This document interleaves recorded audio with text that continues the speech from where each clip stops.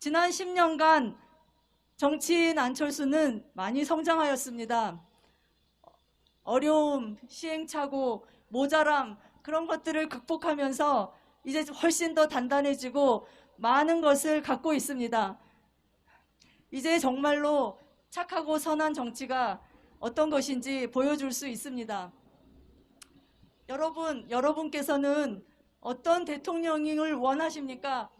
저는 저를 위해서, 우리나라를 위해서 5년을 하루같이 본인의 모든 것을 바쳐서 일해줄 그런 대통령 우선 원합니다. 그리고 자기가 가지고 있는 모든 것을 화분의 자양분처럼, 거름처럼 사용해서 우리나라를 키워주기를 바랍니다. 남편은 안랩을 키울 때 그렇게 했었고 대한민국을 위해서 그럴 준비가 되어 있습니다. 여러분, 쉽지 않습니다. 지금 벌써 늦었다고 생각하시는 분들도 있습니다. 그렇지만 제가 한 가지만 말씀드리겠습니다. 쇼트트랙에서 승자가 결정되는 것은 마지막 반바퀴라고 합니다. 이 반바퀴 동안 남편이 여러분에게 호소할 것입니다.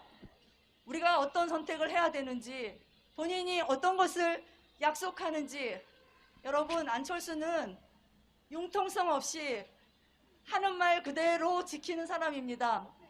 그리고 반드시 성과를 낼 의지가 있습니다.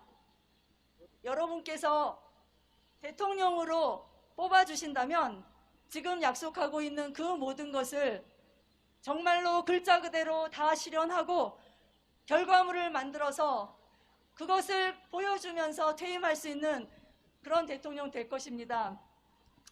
여기에 젊은 청년분들 많이 계시기 때문에 각별히 말씀드립니다.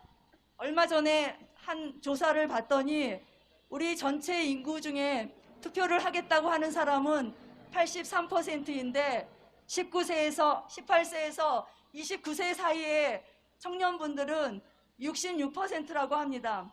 가장 낮은 투표율을 예상하는 연령대입니다. 저는 청년 여러분들이 본인의 미래를 위해서는 반드시 투표하셔야 한다고 생각합니다. 여러분의 목소리를 지금 나와 있는 후보들뿐만 아니라 앞으로 정치를 할 사람들이 무시하지 않게 하기 위해서는 이번에 반드시 나는 어떤 것을 원하는지 보여주셔야 합니다. 우리나라 사람들은 90%가 자기와 다른 정당을 지지하는 사람들을 심하게 미워한다고 합니다. 세계에서 미국과 같이 1위라고 합니다. 그런 정치적 갈등에 있어서 세계적으로 가장 높은 그러한 갈등을 갖고 있는 나라입니다. 청년 여러분들은 그러한 이념이나 정당이나 거기에 절대로 그것에 의존해서 투표하셔서는 안 됩니다. 그것을 깨야만 할 가장 중요한 연령층입니다. 선입견을 없애시고 실용적으로 생각해 주십시오. 나와 내 아이들 그리고 내 아이들의 그 다음 아이들을 위해서 누가 먹거리를 준비하고 일자리를 만들 수 있는지, 정말 나를 위해서 우리나라를 위해서 몸을 바쳐서 일해줄 사람이 누구인지. 우리는 왕을 뽑는 게 아닙니다. 우리를 위해서 일할 사람을 뽑는 것입니다. 일꾼으로 가장 적합한 사람 뽑아주십시오. 저는 안철수 후보가 여러분이 선택해야 될 가장 좋은 답안지라고 생각합니다. 감사합니다. 우리나라 선거 제도가 상당히 존재하기 힘든 제도입니다. 그래서 제가 그때 고민을 하다가 결심을 한 것이 3당의 존재를 키워야겠다. 그리고 또 저는 시대 정신이 국민 통합이라고 봤습니다. 국민이 분열되고 나서 위기를 극복한 나라는 세상에 없습니다. 우리나라도 지금 국민이 분열돼서 굉장히 힘들어지고 있습니다. 그래서 그때 국민의당을 맡고 있었던 저는 생각했습니다. 광주 시민분들의 은혜에 보답하는 길은 지금의 시대 정신인 국민 통합을 광주가 먼저 시작하는 것이라고. 우리나라 역사에서 광주는 항상 역사의 고비고비마다 중요한 시점마다 그 물줄기를 바로 잡아주신 곳입니다. 그래서 국민 통합은 광주에서 시작해야 된다고 생각했습니다. 그것을 하기 위해서 제가 제일 처음 했던 것은 호남에 뿌리를 둔 38석의 국민의당과 영남에 뿌리를 두었던 20석 정도밖에 안 되는 작은 바른정당의 통합이었습니다. 근데 그 이유는 단순했습니다. 피해자인 정말 박해를 많이 당했던 광주가 너그러운 마음으로 영남에 먼저 손을 내밀면 거기는 작은 정당입니다. 합해도 대다수가 광주가 중심이 된 국민의당이 대다수입니다. 그렇게 우리가 손을 내밀면 우리나라에서 최초로 국민 통합을 광주가 이루는 겁니다. 저는 그것을 하고 싶었습니다. 그것이 제가 국민의당과 바른정당을 합해서 정말 그 바른미래당을 만들었던 이유였습니다. 그런데 정말 제가 여기서 사죄드립니다. 제 생각이 짧았습니다. 왜 그랬느냐면 그것은 급하게 할 일이 아니었던 겁니다. 그것은 광주 시민 한 분 한 분 찾아뵈면서 제가 왜 그 일을 하는지를 설득을 시키는 일을 했어야 했습니다. 모두 다 그 일에 대해서는 제가 설명을 하면 모두 다 이해하고 설득하실 분들이 광주 시민들이라고 생각했습니다. 그런데 그때 제가 잘못 생각한 것이 단 한 가지입니다. 우리나라 역사상 정당 통합은 빨리 하지 않으면 실패합니다. 여러 가지 방해가 나타나서 성공할 수 없습니다.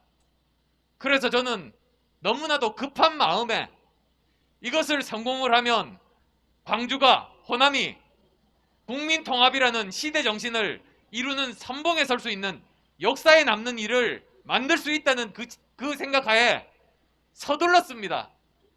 빨리 이 일을 하는 것이 역사의 광주를 남는 길이라고 생각을 했던 겁니다.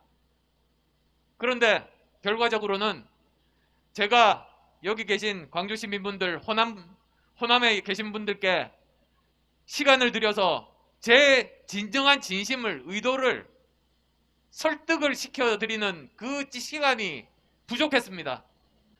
그게 제 평생의 한입니다. 제 의도는 광주를 버리는 것이 아니었습니다. 저는 광주를 우리나라 대한민국의 가장 중요한 시대 정신인 국민 통합의 선두에 서게 만드는 것이 제 목적이었습니다. 다시 한 번 더 광주 시민 여러분들께 사과드립니다. 제가 조금만 더 인내심을 가지고 시간을 들여서 한 분 한 분 설득을 드렸다면 그것은 결국 성공을 하고 광주가 우리나라에서 가장 중요한 다음 시대 정신인 국민 통합을 이루는 상징의 도시가 민주화의 도시에 이어서 국민 통합의 도시가 될 수 있었다. 그런데 미숙한 저 때문에 그것을 이루지 못했다는 죄송한 말씀 이 자리를 빌려서 꼭 드리고 싶습니다. 광주 시민 여러분께 호소드립니다. 만약에 제 진심을 오해하시는 분들이 계시면 꼭 좀 풀어주시기를 제가 부탁드립니다. 그리고 저는 지금도 시대 정신이 국민 통합이라고 믿습니다. 지금까지 국민이 분열되고 성공한 나라가 없다고 말씀드렸습니다. 지금 대한민국은 정말 백척간두의 절벽에 서 있습니다. 지금은 1번이 당선되든 2번이 당선되든 앞으로 또다시 5년간 국민은 반으로 나눠서 갈라져서 싸울 겁니다. 국민 반을 적으로 돌리고 미워하면서 서로 싸우기만 앞으로 5년간 계속 싸우면 우리나라는 어떻게 되겠습니까? 저는 그 일을 막고 싶습니다. 제가 국회의원 3명밖에 없고 그리고 대선에 나와도 정말로 존재감도 없을 수도 있고 어쩌면 제 정치 생명이 끝날 수도 있는 이런 상황에서 나온 절박한 이유입니다. 꼭 당선돼서 국민 통합을 이루고 싶습니다. 저는 할 수 있습니다. 왜냐? 많은 분들이 세력이 없으면 대통령이 못 된다고 말씀을 하십니다. 그거 거짓말입니다. 왜냐? 세력이 있으면 선거에서 이기면 그 사람들 먹여 살리는데 돈을 다 쓰고 국민들은 굶어 죽게 만듭니다. 그건 1번도 2번도 마찬가지입니다. 프랑스의 마크롱 대통령은 저보다 국회의원이 없었습니다. 저는 3명이나 되는데 마크롱 대통령은 한 사람도 없었습니다. 그런데 마크롱 대통령이 당선되고 나서 한 일은 국민통합 내각을 만들었습니다. 여나 야나 상관없이 정말 합리적이고 능력 있는 사람이면 누구 편이든지 다 갖다 썼습니다. 그래서 프랑스의 70년간 고치지 못한 병, 노동개혁을 해냈습니다. 그래서 독일보다도 경제성장률이 높아져 버렸습니다. 저는 그런 일을 하고 싶습니다. 저는 선거에서 이기면 세금으로 먹여 살릴 사람이 없습니다.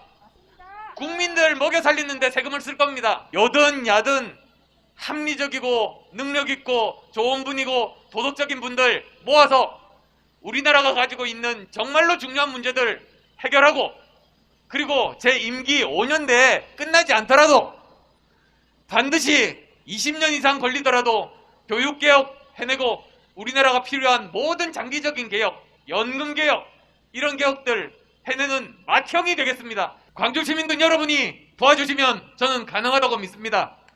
광주는, 호남은 우리나라의 역사를 바꾼 곳입니다.